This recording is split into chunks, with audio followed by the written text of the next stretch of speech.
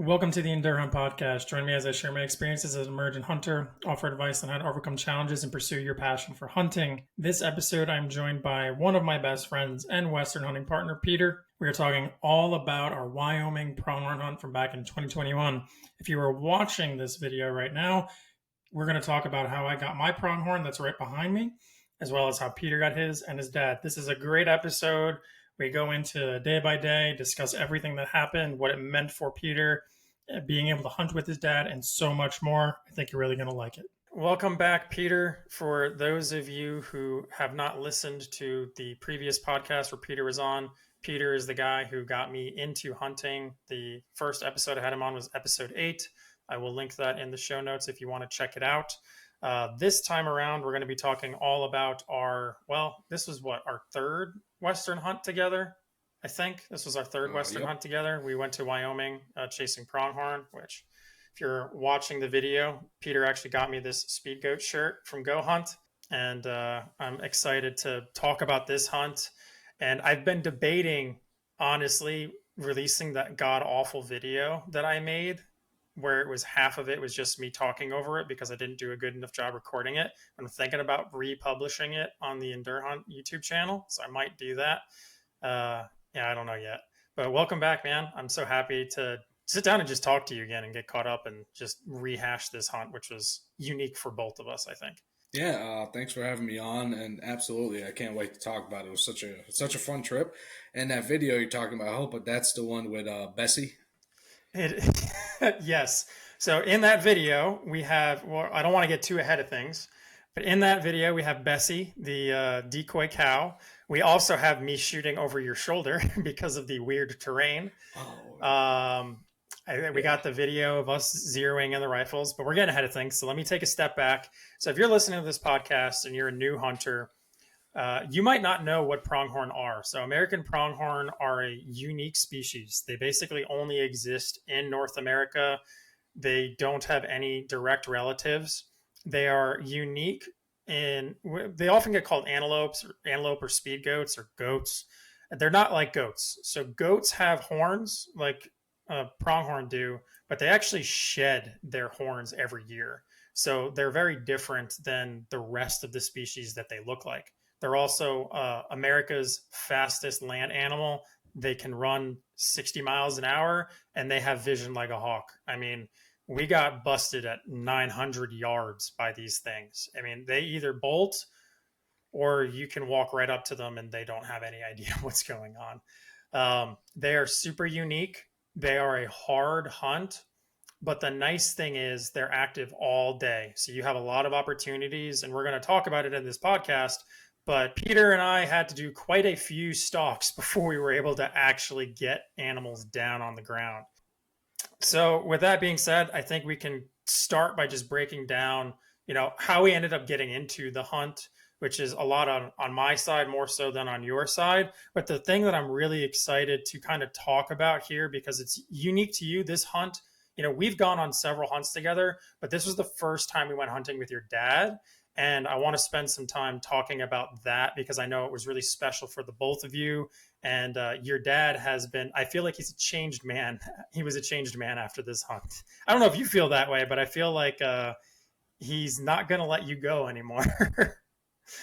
Yeah, it's definitely getting tougher getting to go without him. Like when we did our hunt last year after that, he was a little upset that I didn't include him in the plans, even though he doesn't do anything to do with archery. So yeah. So this hunt is a Wyoming hunt. Peter and I had been talking for a while about wanting to do pronghorn, and for anyone who has looked into it, the furthest east you can go and hunt them is South Dakota. I think both Dakotas you can actually hunt pronghorn. You can do, they actually are in Texas, but there's such a small population that it's really difficult to hunt unless you want to pay for private land. And then you can go out west. I know they're in Nevada. I don't know if you can hunt them on the true West Coast. I'm not sure if you can hunt them in California, Oregon, or Washington, but most of the big Western states have hunts for pronghorn. The issue with a lot of them is it's a lot of private land. And those big swaths of private is where people tend to get hung up. And I mean, we're dealing with that right now. We've got we got to have 3 points at this point, I think, right? Something like that. Yeah, And just about. even with that many points, you're not looking at a lot of great units. So when I moved here to Texas, I met a buddy, and I'm not going to share his name, but I met a now really good friend. I mean, we talk all of the time, but I met him through a fellow Marine of mine that I served and deployed with. And fortunately enough, I found out that he had some private land in Wyoming, and not a small chunk of private land either, like thousands of acres of private land. And when he found out that we were interested in hunting pronghorn, he said that he had actually planned on going out there on a deer hunt the same year. This was back in 2021. And he was like, you can absolutely come and hunt the pronghorn. If you draw the tag, be my guest. So this was like a light bulb moment, because at this point, I think you and I were all in on elk, right? Elk or mule deer. Yeah, we were looking at a lot of mule deer tags in Wyoming at that time, and if not that, we were just going to go over the counter in Colorado, Mm-hmm. and then this opportunity popped up, so we kind of went that direction. Yeah. So before I keep going, do you remember how you reacted or what your thoughts were when I talked about this guy and the land and the opportunity that we might have to go hunt pronghorn on private land in Wyoming? I'm pretty sure I just thought you were full of it, because stuff like that really doesn't happen. Yeah, You know, that's true. living where I live, you don't get a lot of opportunity on private like that, and we don't see chunks of ground like that. So just somebody having the access and allows access to thousands of acres, that's pretty crazy. So it was just, yeah, very fortunate, very blessed to have that opportunity. We're just like super happy, man. Yeah. And yeah, I know that we had talked about not wanting to waste the opportunity. The draw in Wyoming is an interesting one. So every Western state, for those who are not applying out west or building points right now, they all have different rules. And when we started looking on Go Hunt to look at the draw odds and see, what are the chances that we can actually get a pronghorn tag, we were evaluating our options, and we realized that, because these opportunities may come and go, and we don't know what's going to happen a year later, we wanted to go on a hunt that year. And it's a good thing we did, because we put in the special draw. So with the special draw, you spend, I think it's 30% more, but in some cases, you get a better chance of drawing a tag. And according to Go Hunt, with the special draw, we had 100% draw odds. And fortunately, they were right. You, myself, and your dad were all able to draw tags. And I honestly, I think about lost it at that point. And I was just like freaking out, because I'm like, oh no, this is real. We're actually going to get to do this. And it's a rifle hunt too. Man, maybe we talked about doing archery, but I think both of us realized the limits of our capabilities, and we're like, yeah, Yeah, no. I don't think either of us think we could have done it. I don't know. I don't know what you think. definitely a stretch. No, I said that it definitely seemed like a stretch for archery, knowing that a lot of folks out there are just taking such long shots at them, 60, 70 yards. And, Hmm. that just not really in the realm of capabilities for both myself and my equipment at the time. So just, I think rifle seemed like a safer choice. Hmm. Yeah, and I don't think either of us really liked the tactics either. When we were looking at YouTube, most people, when they archery hunt, they're either sitting in a blind on water, or they're using those like heads up decoys that go on the front of your bow, and they're trying to do it that way. And we wanted to do some spot and stalk and try and get in there, and it's difficult to do that with a bow. I mean, my dumbass wants to do it now, and I was texting you a month ago about how I want to go to South Dakota and try and do one of those archery tags, because apparently I'm a glutton for punishment. But anyway, we can jump into the actual hunt itself and start talking about it. So, your dad is coming, and I want to start there. How did this come up with your dad? How did you feel about being able to hunt with your dad? Like, where were you at with everything going into the hunt as we were getting started? All right, so it was kind of a weird one for us because me and Dad don't get to hunt together really much at all anymore. Hunted with him a bit when I was a kid, but unfortunately, he was always like he was working. And then as I got a little older, had a family, I was always busy, and it was just tough. Plus, he's in New York, I'm in Pennsylvania, so it was just kind of hard to find the time to get together, hunt, fish, whatever it may be. So when this opportunity came up, and we saw that the tags, we had really good odds of getting these tags for the rifle hunt. I just decided maybe this would be a perfect hunt to kind of take my dad out west because he had never been in that part of the country before. Always kind of stuck on the East Coast, and I guess even growing up in Eastern Europe, kind of the cowboy thing and the Western thing was always cool to him. And Yeah. yeah, I just felt like I had that experience the years previous, in Utah and Montana. I really wanted to have him come with me and see it, experience it. So I think it was just kind of no brainer, and especially with the access we were able to get, and them being generous enough to allow me and my father to both come. I just like couldn't let that opportunity to pass up. Yeah. It's really cool. And I won't lie, I'm a little jealous because my dad's been passed away for many years now. He was not a hunter, so chances are, realistically, he wouldn't even want to come with me. But it's so cool being able to see like and experience what it was like for the two of you. Your dad is a hoot. So we show up the day before the season kicks off, and we had never hunted. I've never hunted private land. This is the first time I hunted private land ever. And we show up before my friend who owns the land, and did he show up the same day as us or the day later? I think it was the next day he showed up. It was the next day. He because we were in the day before the season, and he showed up the evening of opening day. That's right. So I won't lie. I was extremely uncomfortable with everything because he drops a pin on Onyx, sends it to us, and he's like, "Yeah, the ranch hand, his name is Hardy. He knows you're coming. Go ahead. Just go in. Just drive on the property." I'm just like, I've lived in Texas for about, I don't know, it would have been a year at that point. And I'm not super comfortable with the ranch stuff because I'm from the East Coast. And I'm just thinking, we're going to drive on the wrong piece of property and I'm going to get my truck shot at. And it wasn't anything like that. Hardy left us alone. He was actually kind of a cool guy. But we show up and we're hanging out the property. Your dad's there, and we bust out the glass. And I just remember looking at the actual hunting land, and already right off the bat, just from the side of the road, we can see some pronghorn. And that was when we got really excited. At least I started getting excited. Neither of the bucks that I saw, no, it was a buck and a doe. It was a buck and a doe. And that buck wasn't huge, but it was exciting nonetheless because I'd never seen one that we have a chance of actually chasing and shooting. So, Right. first day, we go in, it's the day before the season, and we're zeroing rifles.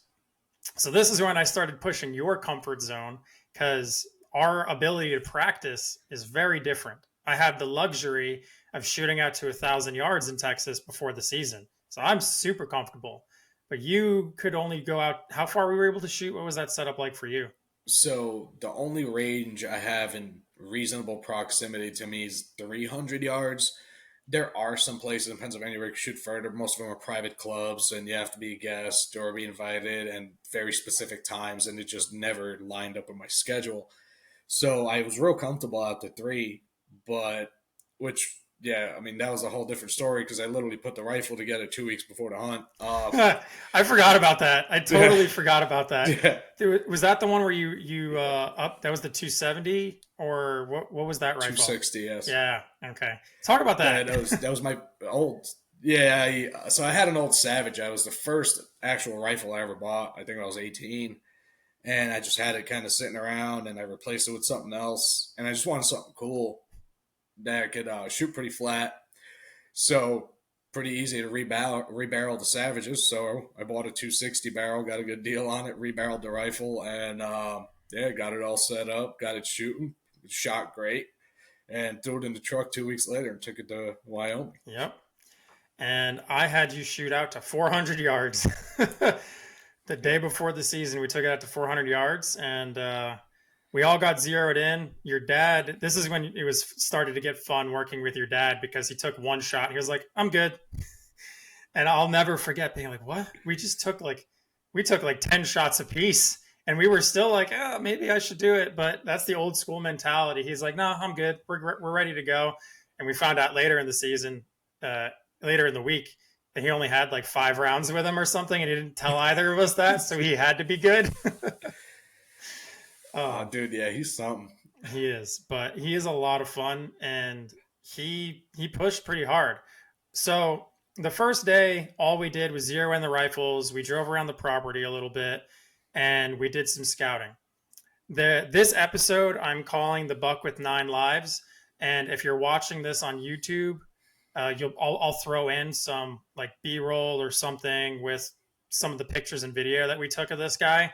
But this day, I still do not know how big this pronghorn was, but he is one of the biggest that I've ever seen, to include the animals that I've seen on like Instagram and Facebook. He just came within 200 yards of us and was super interested in who we were. And the rest of the hunt, this buck was evil to us. I mean, and after we all tagged out, which spoiler alert, we all tag out, he comes within like 70 yards of us and is following us while we're deer hunting. I mean, what a buck. I mean, they know, man. They're tuned in and know when they are and are not being hunted. It blows my mind. Do you remember anything else from the day before the season that was interesting? Anything that stuck out to you? I mean, I remember just, exploring a little bit, getting over some ridges from where we were shooting, man. And that's where we initially saw that buck. And the reason we got him to 200 yards, I remember always watching all these videos of guys just taking a game bag out there, something white, and waving it. And we did that, and he just beelined it right to us, man. Just walked the fence line. Yeah. Yeah, it was pretty cool. But that was, I guess, we saw quite a few antelope that first day towards the evening, which was pretty cool. And it just, made everything so much more exciting for the next day because we were just all rearing to go. Yeah. Yeah, I think that's it for day one. So, and day one was before the season started. So, right. Jumping into the first day of the actual hunting season. I mean, that's the exciting day for you. I think for me, the thing that sticks out in the beginning is we relocate. So we started by getting onto the property and we were mostly just cruising. I mean, I think that we did a mixture of driving the roads and glassing, but we also did a good amount of walking. And I can't remember. I think we started day one on foot, right? We picked up on foot and we were walking around and trying to glass. Correct. Okay. So I think we initially we started in the same spot we left that buck the day before that morning. Mm-hmm. So I remember. Oh, I remember now. So we went to the exact same spot, and sure enough, he was there, and I think he was actually within 300 yards, and we wanted your dad to go first. Your dad had only ever deer hunted before, right? This was his first time hunting anything other than deer. Yeah. And we all prioritized him over us. So the kind of the scale was going to go John, who's Peter's dad, Peter, and then me.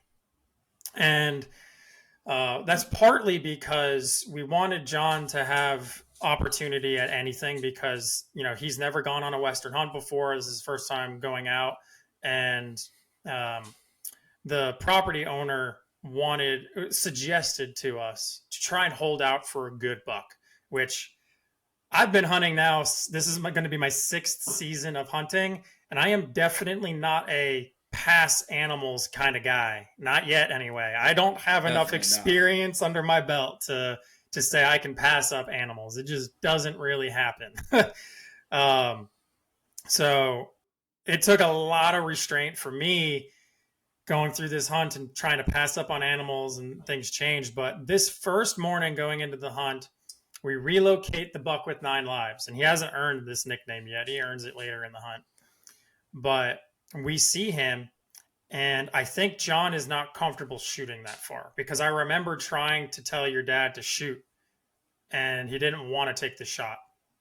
So after us sitting for what felt like an hour but was probably 20 minutes, you and I go and make a move, and one of us is going to take the shot. And as we start trying to creep in, he's walking away, and man, they move fast. He wasn't spooked. I don't think he was spooked anyway, but he was just walking, and they can just cover ground because I remember we were about 300 yards. We dropped down, and there was a hill, and we tried to get to the other side so that we could look over the hill and glass him. And I think I ranged him at 450 at that point. I don't remember if we got closer than that, but we dropped down and we're trying to get closer, and then he stops and turns, and this is when I try to take a shot. So I range him, and I think I ranged him around 500, 550. And I told myself that 600 yards was as far as I wanted to shoot. Like I said, I've been practicing at 1,000 yards. I was very comfortable shooting at 1,000 yards, and I didn't want to take a shot at an animal that far, but I thought I would be good out to 600 yards. So I range, and I want to say I ranged him at like 500, 550, something like that. And I take the shot, and it just nothing, nothing at all. And I rearrange him again, and I take another shot. I think I take 3 shots at him, and we end up going out there and clean misses. I think what happened was the rangefinder picked up on some of the sage that was in the big field he was in. This ground is so, it's either lots of hills or totally flat, I think. And I think I picked up some of the sage, and I just shot way under him. I think in reality, he was probably 650, 700 yards away from us. You remember anything else about that encounter? Because that was the first one that started us off.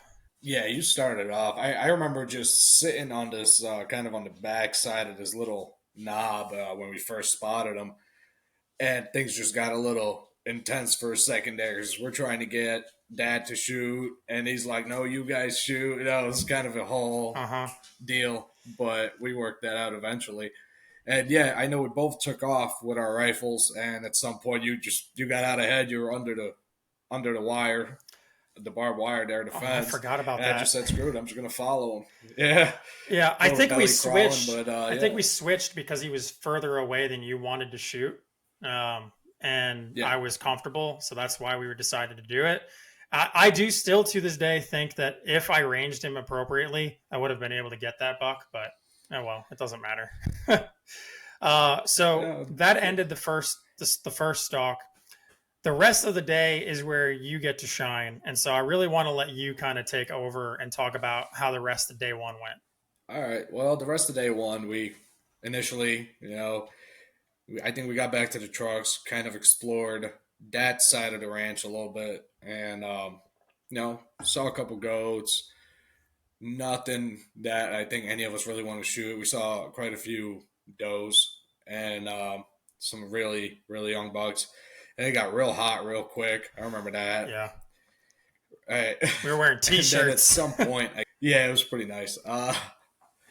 So at some point, we just decided to get back out on the main road and approach the ranch from a totally different point of entry, which is maybe quite a distance. Got to be over a mile down the road. You kind of head in on a different point.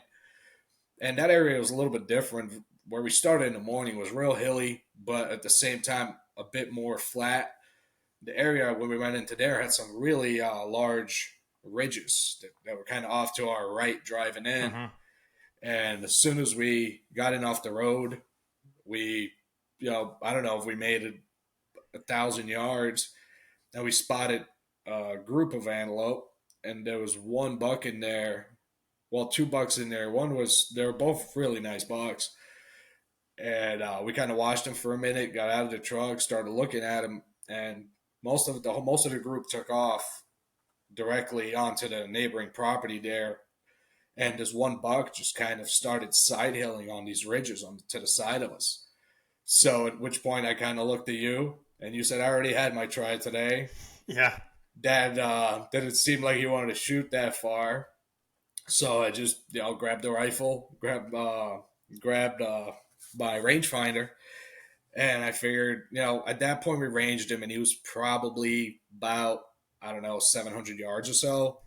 So I knew I had to close distance. I really wanted to stay like 450 and under, just from where I was able to verify my dope the day before.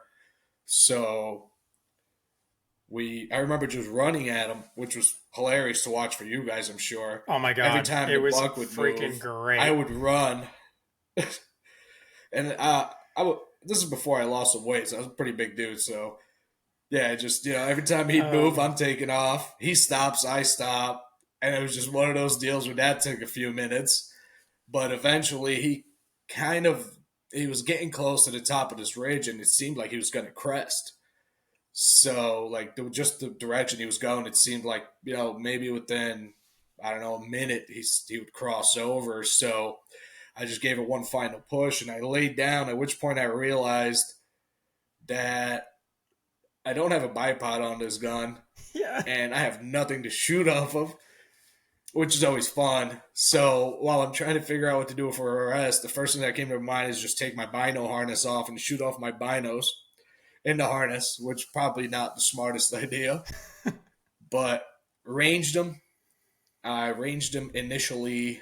I think it was ranged him 430, 432 to be exact. I think, and dialed. Got comfortable, came down. Binoculars did their job. Got the rifle in position. I was prone, which was nice. It's always better to shoot that way. Laid down, and he at that point he crested. So kind of felt defeated. Thought he was going to go over, but he just for some reason decided to turn and head back down onto our side of that ridge. That way we didn't have to shoot him. I didn't want to shoot him skyline.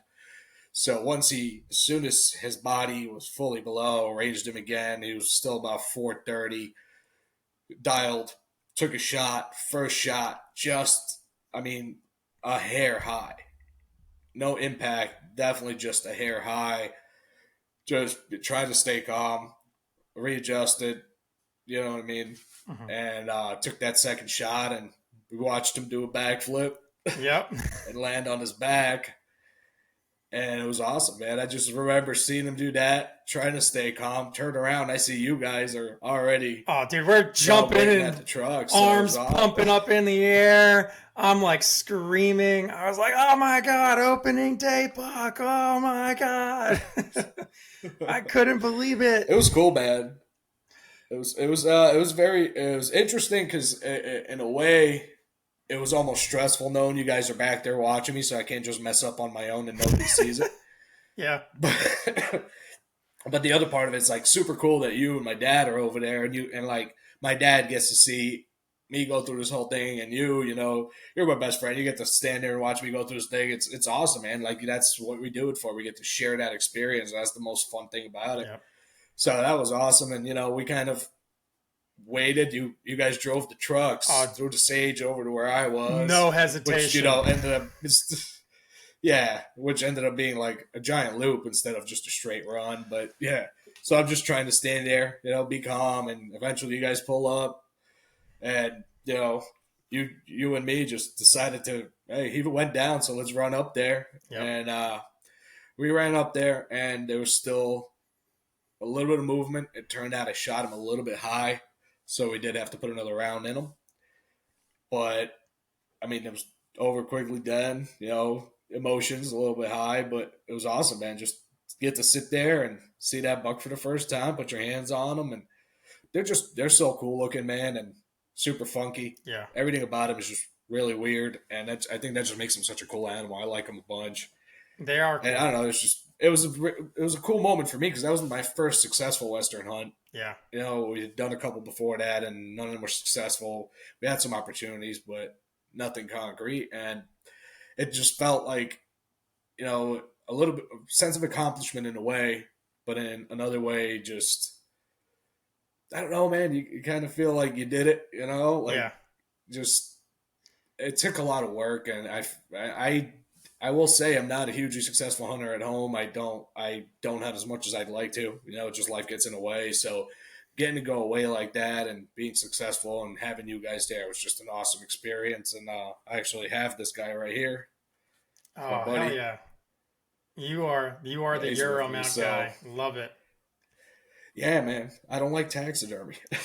As I like them anyone boiled who's up. watching can see, behind me is mine. I do enjoy taxidermy, but I can tell you that taxidermy bills are expensive, and when you figure out how to do a euro on your own, it's very cheap and really easy. So Yeah. I have quite a few euros in my house at this point.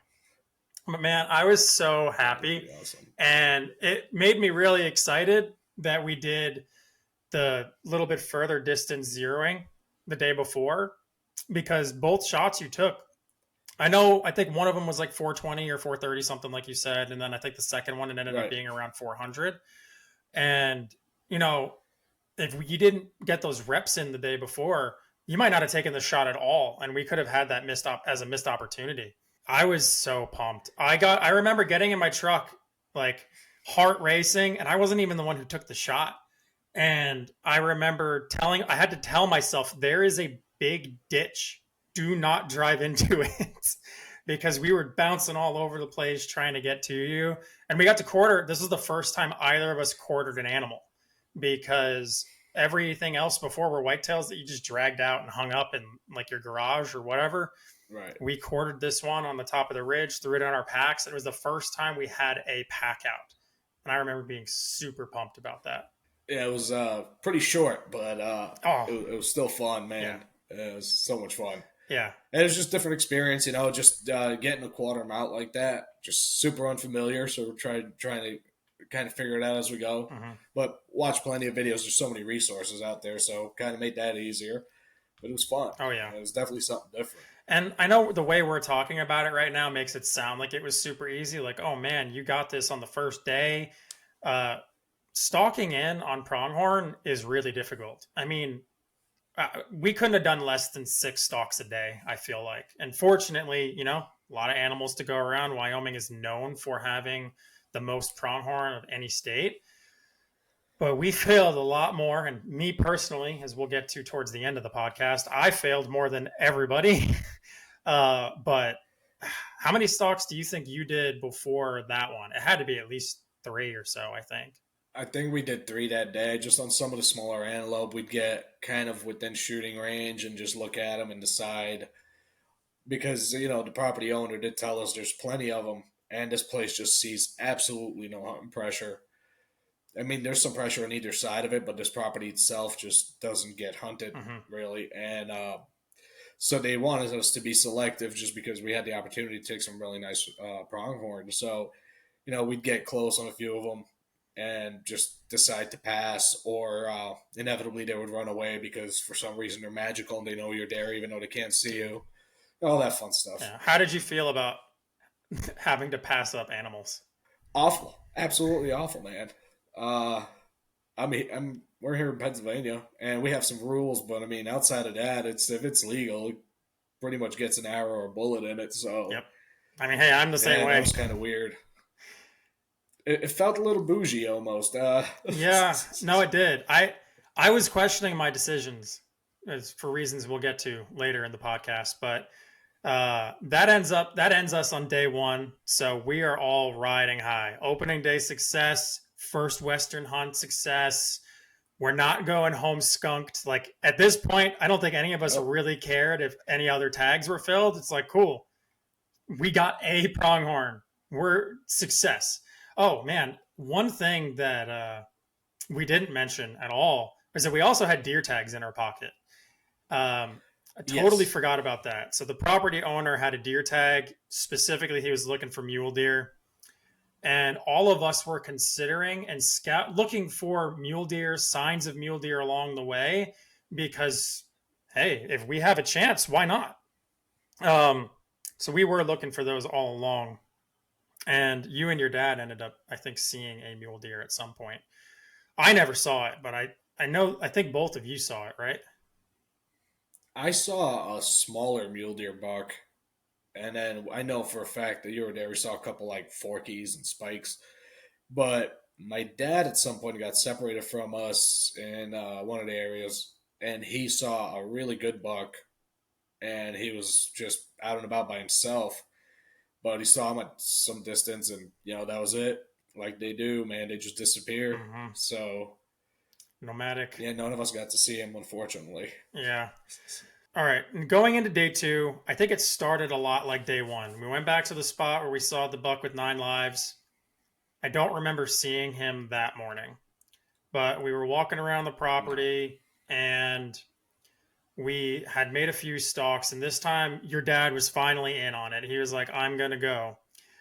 And if I remember correctly, we got skunked on a few stalks, and we in the beginning of the day we saw those that same buck and doe from before the season opened, and your dad had interest in them after we had failed like way too many stalks. And I think day two is when we got blown at 900 yards from pronghorn that we could barely recognize, but it was a nice herd of them with a couple of bucks in it, I think. Right. I don't remember why we separated from your dad, but this was the day where we separated from your dad, and he focused on those two pronghorn that were in the front of the property. Do you Right. remember any of that? So from yeah, so I remember. So we initially started on the side where I had shot the night before, but what we did is we kind of went up the ridge line that I shot my buck off of. It kind of led to like a little plateau on top. Well, not little, quite large, but so I remember we went up on that plateau in the morning, and that's we got to kind of to the back end of it where it dropped off, and that's where we saw that large group that we got blown out. And later on, when we made it to the front, there was that buck, and he was just dogging this doe the whole time. And my dad, for some reason, liked him a bunch. Well, we saw a couple other bucks in the front as well. So the way that worked out, we were in the, I don't know if you remember, in the front they had all those big rock bluffs, Yep. kind of. So we were kind of set up near these rock bluffs, so it was great because there was a lot of cover. Wind was awesome, and you could just glass from there.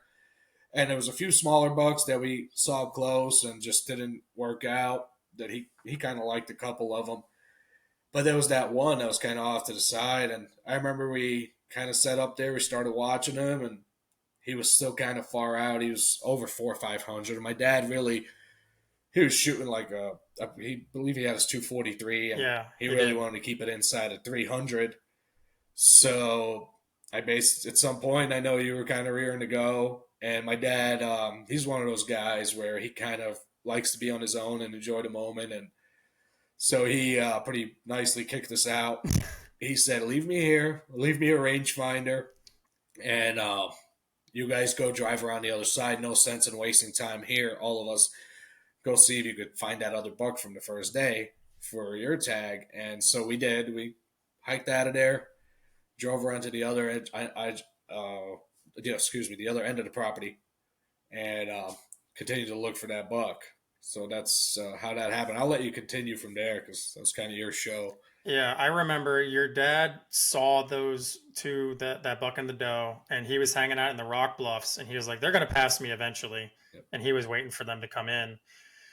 And then you and I went in, and we were driving, and I think you took over the driving, and I was looking from the back of my truck, and I remember seeing a pronghorn that was bedded, and he was in a good spot for me to try and stalk in on him because there was a ridge, and it ran lengthwise, it just ran straight, and he was on the right side of it, and I could go on the left side, walk all the way over, and then pop over the top, and I thought I could get under 100 yards on him based on where he was positioned. So I go in, and I can't tell how big he is, but it's so tough, and this is something I learned too. I kind of, part of me wishes we had a spotter because I don't think either of us owned a spotter at this point. No, I did own a spotter. I No. didn't bring it with me. I didn't bring it on this particular stalk. I looked through the binos, and I remember thinking that he looked like a nice buck. And I managed to stalk in, and I think I got within 80 yards of him. And I realized that he was a young buck. He was not the type of buck that the property owner wanted us to take. So I ended up saying, screw it, this is going to be good practice. So I got as close as I could. And I think I end up getting within like 50 yards or something. And then I just stand straight up and start like waving my arms. And I'm like, hey, I'm here. And then it finally bolted. And I was like, all right, well, that was good practice. I understand how I can do that now. And I had no cell service in this place, but for whatever reason, your dad did. He had T-Mobile, so shout out to T-Mobile, I guess, because he had service everywhere, and I have AT&T. I think you have Verizon. Neither of us, or had Verizon Yeah. at the time. Neither of us had service anywhere.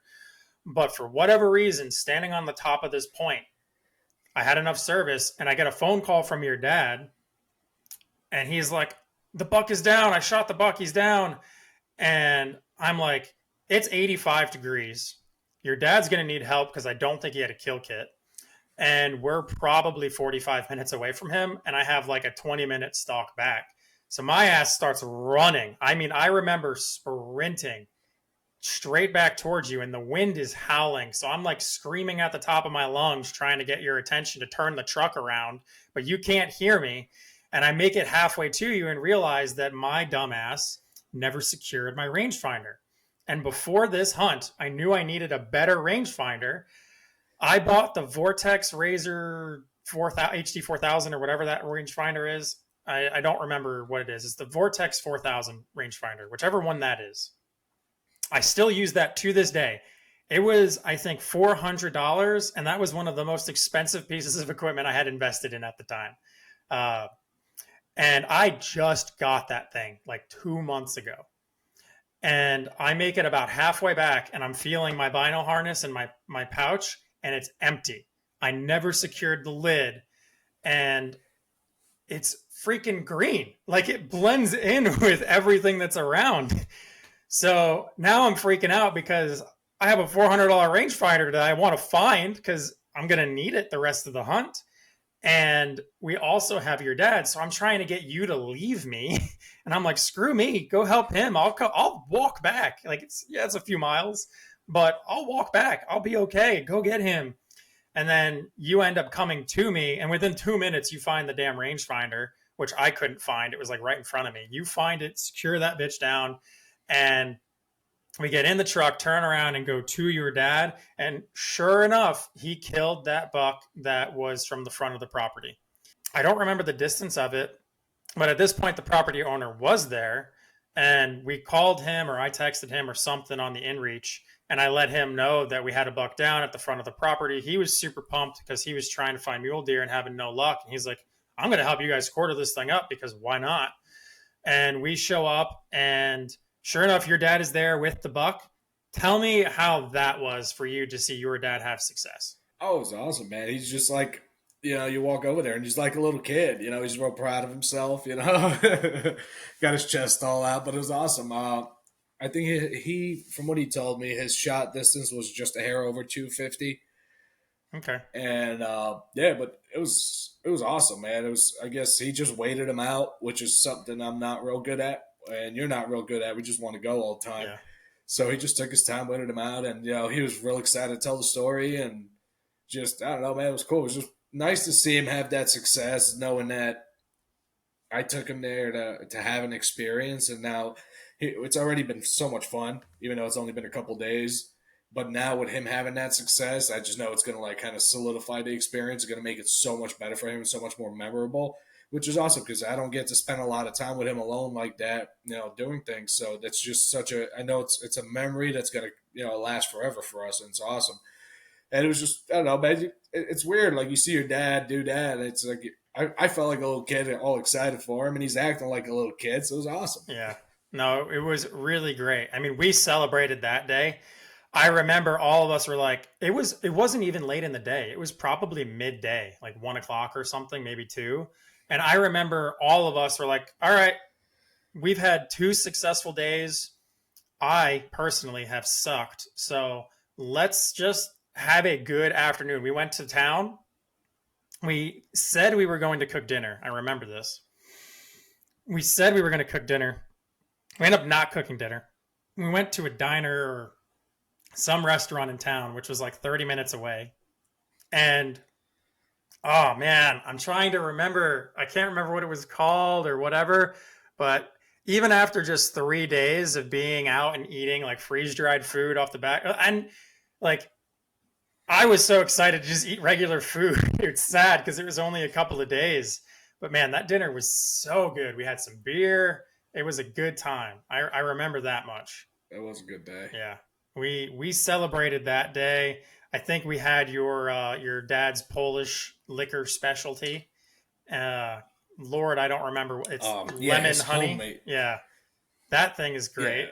lemon honey, homemade something. Yeah, that's bad for your health. That stuff puts you on your ass pretty quick. Oh, it does. It really, really does. It It was was good fun though. though. But yeah, we took the rest of the day off and just enjoyed each other's company, talked, hung out, kind of like what you would do in a deer camp. I imagine. I've never done a real deer camp, but you know what I imagine Yeah. people do in your traditional deer camp.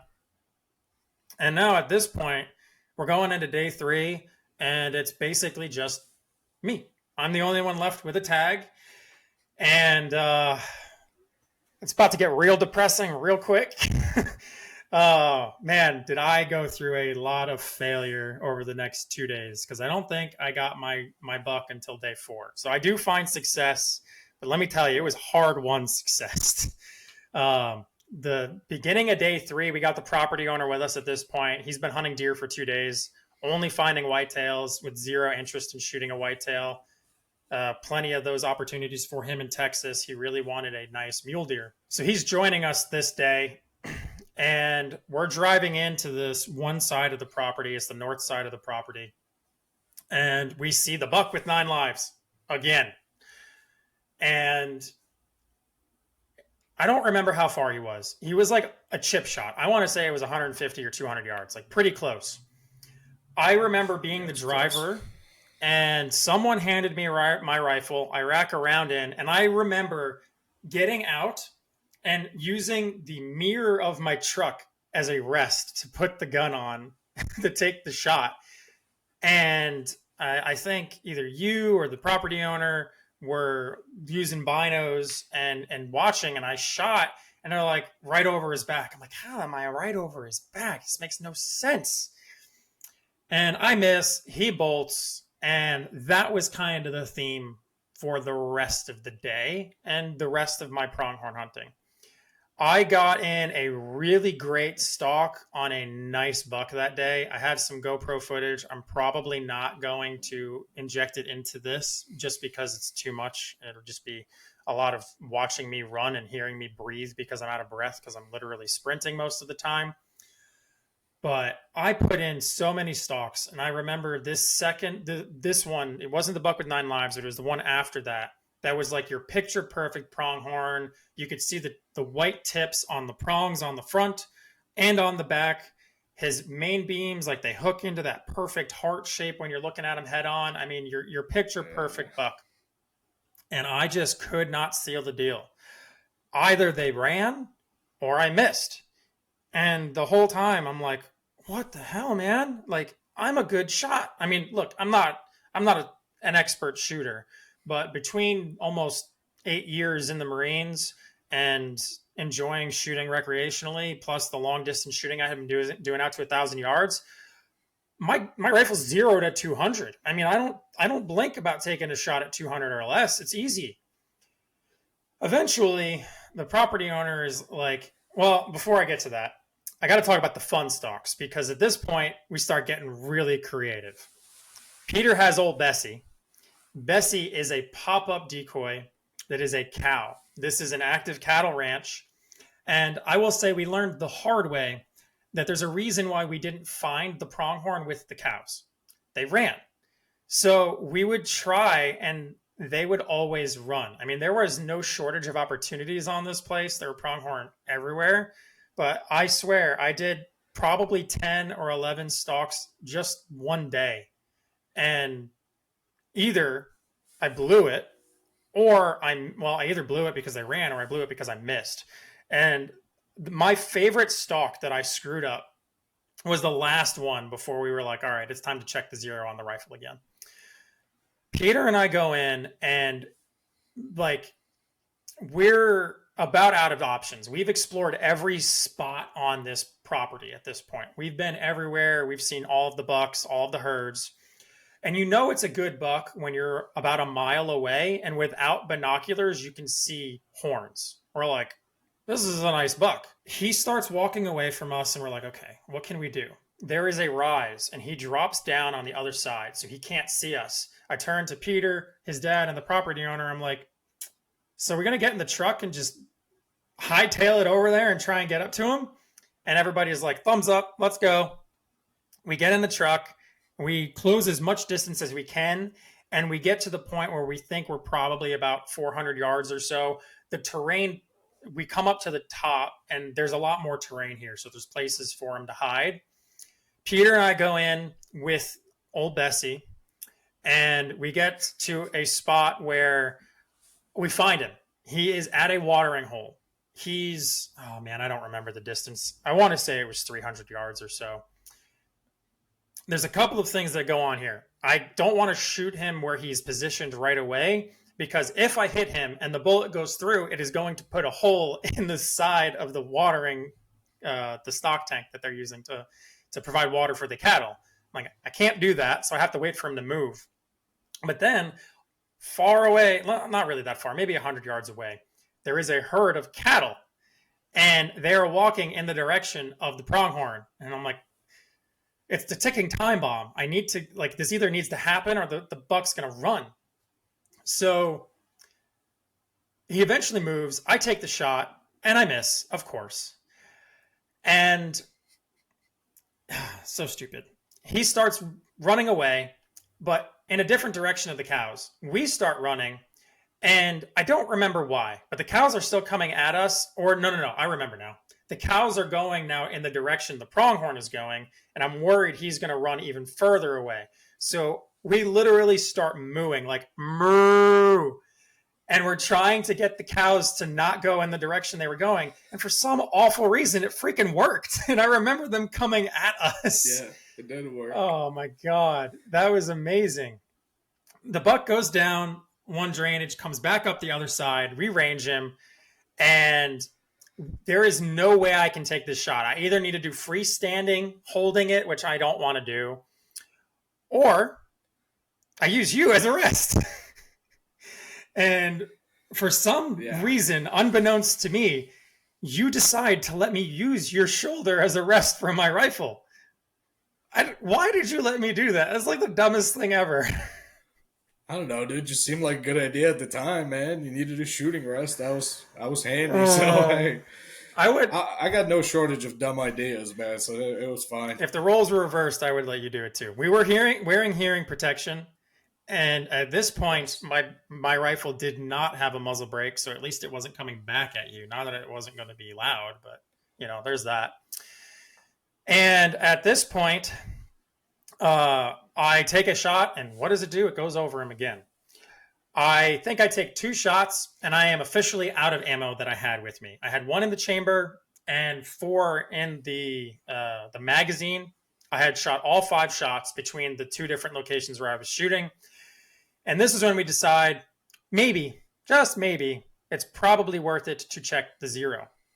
So we do that. We set up a steel plate, a 24 by 24 steel plate at 500 yards, and I am off by a foot, literally a foot. I had shot on target at 400 yards, MOA, like perfect shooting 3 days earlier. I don't know what I did, but my zero was off by a foot at 500 yards. Consistently, too. Like, all of my groups were off by a foot, to the point where the first couple of shots aiming dead center at the steel target, I was missing the steel. I had to aim at the far edge of it in order to hit. Once I re-zeroed, though, things were a little bit better. And so now I think at this point it was day 4, or maybe it was day 3. I don't remember exactly. And I've lost all motivation at this point. Even though I re-zeroed, like, there's a part of me that has a bit of relief that, oh, you don't suck. Your rifle optic was off. And, it helps, but you still feel crappy because I've blown well over a dozen stalks. I have missed so many, and, like, I could have injured an animal. Like, what if I hit it in a bad spot and it didn't die, or it was a really bad hit? Like, so many things running through my head. And at this point, we're driving back, and you're with the property owner. Your dad's with me. and your dad's hanging out in the back of my truck. I have a rooftop tent on a rack, like a bed rack. And what we've been doing is someone will sit on the tailgate and lean on the top of the rooftop tent, use their binos, and scout while someone's driving. Very effective method, by the way. And it worked great.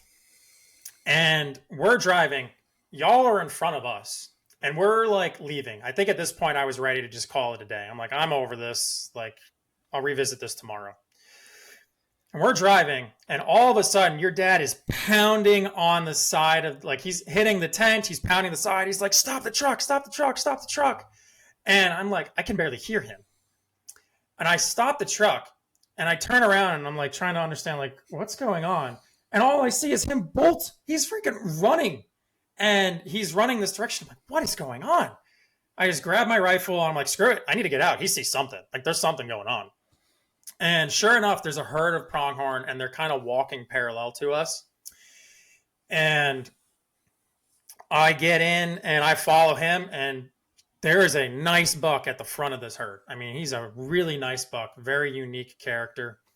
And now I'm terrified because I'm getting dialed in. It's a 430-yard shot. He's walking super slow. And I'm getting dialed in. It's 430 yards. And y'all are still driving because you didn't see us. You were a bit ahead of us, and you're about to make a right turn around this bend. And you would, like, I was thinking, oh man, the herd's going to see them and it's going to bolt. I need to get ready. And it's funny because if I remember correctly, once you rounded the turn, y'all saw the herd, and both of you were like, oh man, I hope they see them. And sure enough, at that point, I'm already getting sighted in. I'm laying down on the ground, getting ready to take my shot. Dial in at 430 yards and just boom, pull the trigger. And he definitely got hit. I could tell he got hit, but he ran forward like 50 yards. And I'm like, crap, I must have hit him back. In my head, I was like, oh no, it's 430 yards and it's windy as hell. And I didn't take my heart was racing. It was all going so fast. I didn't take time to be like, oh, I wonder how the wind is affecting this bullet. And immediately I'm like, uh-oh, I screwed up. Rack another round in the chamber, get dialed in again. And right before I take the second shot is when he drops. And then you and the property owner just start freaking out. Like, you turn around, you're coming at me and you're all excited. And meanwhile, I'm panicking. I'm like, oh no, I did a bad shot. He dropped, but I screwed up the wind. I didn't hold right, blah, blah, blah, whatever, all the things. The long and short of it is we get there and he's dead. Like, the shot was a little further back than I wanted, but I didn't end up losing any meat or anything like that. He died right away. Like, all was well. And I'm going to adjust my camera to show who he is, but that's him right there. Super cool buck. He's got a lot of character because he's got these weird stickers. You can kind of see him on there. Lots of character, super cool buck. And all of the pain and suffering was worth it, in my opinion, because even though, there was a lot of heartbreak, I was beating myself up, everything seemed kind of lost, we all got really good bucks. Honestly, all of us did. So we ended up taking the buck and making up. We didn't even bother quartering him up because we were actually pretty close to the road. We were able to drive up to him, load him up in the truck, and then we did a makeshift hoist with a tree and some rope and sticks, and we actually just gutted him the old-fashioned way, like we would a deer in a garage. I think I got everything, but did I miss anything from the final stalk for pronghorn? Was there anything else? Any details from your side that I missed? Yeah. You're mentioning we're coming around the bend. So for us, it was a little different because we saw the back end of that herd because we were a little bit ahead of you, and we kind of saw some pronghorn move. And at some point, the property owner was like, it seems like a decent buck in there. And, should we stop? Should we try to signal them? And as soon as, we turn back, we see the truck is standing there with the doors open and it's empty. Like, okay. And we kind of look up on that little rise next to the road, and there you are laying down, and my father's laying down next to you, I think. Yep.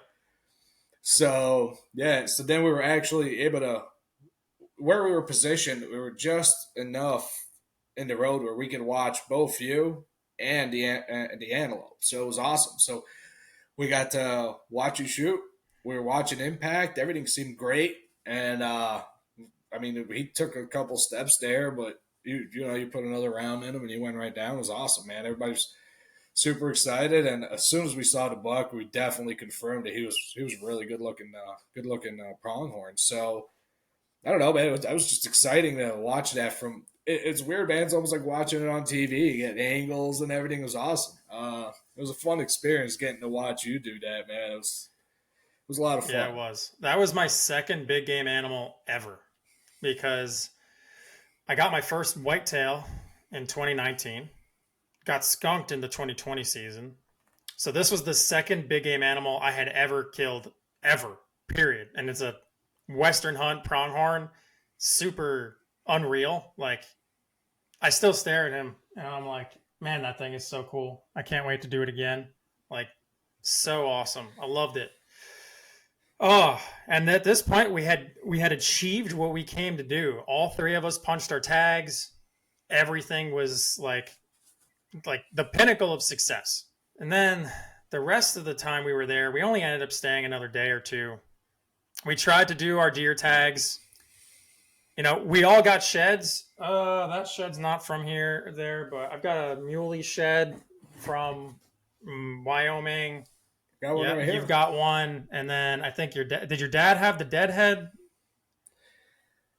I think. Oh no, your dad found that one. Yeah, I think so. Your dad found that one. My dad found this and one. you guys swapped or something because I think you found the deadhead. Oh, I have them. Oh, both you have at them my both. house. Oh, okay. I guess your dad just didn't want them. Yeah, I steal everything. Yeah, whatever. No, he wanted it. I just told him. Oh, good thing he doesn't listen to this. It doesn't really matter. He knows. But we had zero luck with mule deer. I think we all decided that we didn't want to do whitetail. We did actually sit on whitetail, and I thought for sure your dad was going to shoot one, but he held out on doing that. And then we went prairie dog hunting, which was a first for me as well. What did you think of that? That was a lot of fun, man. Just because I actually had a couple rifles with me, so it was fun to just kind of play around and shoot at distances and watch those little guys die. Dude. Property owner had such an awesome setup. He had that little shooting table, and it was on like a big ball bearing, so you could just sit there and rotate it with you. Yep. It was like, it was so legit, dude. It was so legit. And it was just up there spotting it. You were shooting off the top of your truck, off your tent. Yeah. And I still got some good pictures of that. It was a lot of fun. I remember shooting a prairie dog with my 308, and there was like no part of it left. It was just a splatter of blood on the ground. Yeah, that might have been overkill. Yeah, well, we were using the 22 Creedmoor for the most part because he had that bench like you were talking about. And it was, like you said, it was the coolest thing ever. It had a stable like tripod base, but the whole platform, seat, and everything could rotate. So you could keep your shooting position and just rotate everything. It made it so you could shoot really quick because the prairie dog like farm or whatever it's called. I think it's Colony. I don't know. Yeah.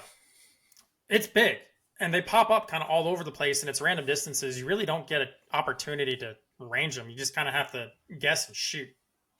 It was a lot of fun. That was a really good time. Haven't done that again since, but I would do it again for sure. Oh yeah, it's also amazing how much they let you get away with. Like they would just have a 308 or whatever around, hit the ground next to them like a foot away, and they just stand there. Like, oh, okay. Guess we'll try that again. Or they would get out and move to a hole 5 feet away as if that's going to make a difference. Right. Yeah, they're fun. Oh, man. So what were some of your takeaways from that trip? What are some of the highlights, do you think, as we wrap this thing up? I mean, like, I guess we spoke about it before. Just being able to have that experience of, shooting my first pronghorn with you and my dad there, getting to see the whole thing go down, watching you take yours. Being able to see my dad happy like a little kid after getting his, it's just such a, like you mentioned, it seems a lot like a deer camp vibe, and I've never been to one, never been a part of one, so that's what I have to assume it's like. But actually being there and watching it go down, it's just like a whole different level for me at least, and it was just great. And I think I don't get to do it with my family enough, and I don't get to see you enough. So just it's always such a good time when we get to go out for that week together because it's really all we get, given we live so far apart. Yeah. And then being able to combine that with some time with pops, it's just it was a really special moment, a really special experience for me. And then just I know something that I don't get to do too often, but it's worth any sacrifice I have to make it happen. Yeah, I couldn't agree more. And it's so cool being able to hunt with your dad. And I know he's coming with us. Well, he is coming with us in Montana, right? Okay. He is. He does have his Yeah. tag. So we'll get to go out with him again, chasing some mule deer. Hopefully this time we can actually get on some mule deer. I'm very excited to do that Montana hunt, man. That can't come soon enough. All these posts on social media, all the YouTube videos are making me really antsy. I'm like ready to get back at it, you know? Oh yeah, man! Like I'm telling you, we have our season opener is just in a couple weeks here for deer archery, and I'm like, yeah, that's cool, but man, I get to go to hunt mule deer again in November. That's the real highlight right now. Yeah, that is the only thing, man. Western hunting really takes some of the appeal out of whitetail deer hunting for me. Mostly the like tree stand blind hunting. It's just not the same. It's kind of ruined it for me a little bit. I'm still gonna do it. Don't get me wrong, but it's harder for me to motivate myself to want to put time in on the stand when I could just be like, yeah, but in a month I'm going to be chasing mule deer and I'm going to be out there spot and stalking every day. Like, yeah, you know. Yeah, the most fun I have anymore hunting back home is like sometimes during rifle season, I'll just get off of work and take my rifle for a couple-mile walk in the woods. And when the weather's crappy, I know nobody else is out there. That's about the most fun I have anymore. Like Yeah. it's still great. I still love to do it, but I definitely avoid the tree stands now. I spend a lot more time on the ground and trying to get creative and just make it a better experience for myself because the Western thing is very It addicting is. and it gets in your blood quick. It really does. Oh man, I hope we get to do pronghorn again soon. I know we were talking about trying to do it maybe like next year or something. It's tough. We both work. We have full-time jobs, limited time off. And it's hard when you have to prioritize all the different types of hunts that you want to do. This is our first mule deer hunt this year since the very first time that we hunted together. And, you know, I just want to hunt everything. Like, I want to chase pronghorn again.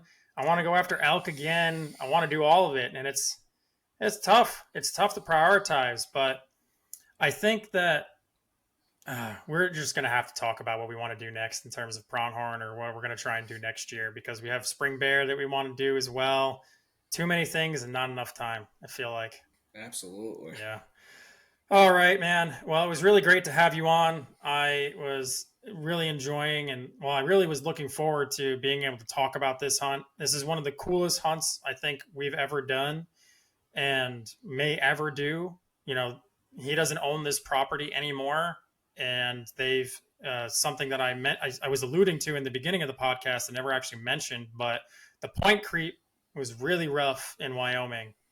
And with how the winter was on the herds, it's going to be a bit, I think, before you and I are able to even try and go and hunt in Wyoming again for pronghorn. We might have to extend ourselves out somewhere like Colorado, put our luck in on an archery tag in South Dakota, try New Mexico or some other state and give it a shot there because they're hurting. They're hurting across the West right now. Anyway, we will get after it at some point. I know we'll chase pronghorn again. I'm looking forward to it. And I'm looking forward to you and I catching up on our hunt here in a couple of months, and then we'll have to do another podcast talking about that one.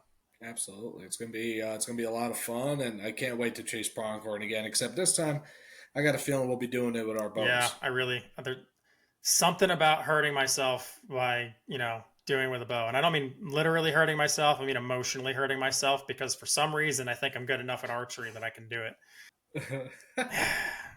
We'll see, man. We'll see. All right. Well, I know we both got to get out of here. So thank you again. We'll talk again soon. Absolutely. Thanks for having me on. It's been a lot of fun. All right. That's it. That is the story of our 2021 Wyoming pronghorn hunt. Thank you for taking the time out of your day to listen to it. I know that these interview style podcasts are longer than my solo ones, but I think there's a lot of value that comes from them being able to share the experiences, the stories, and talk about the things that go into the hunting experience. If you liked this episode, please reach out.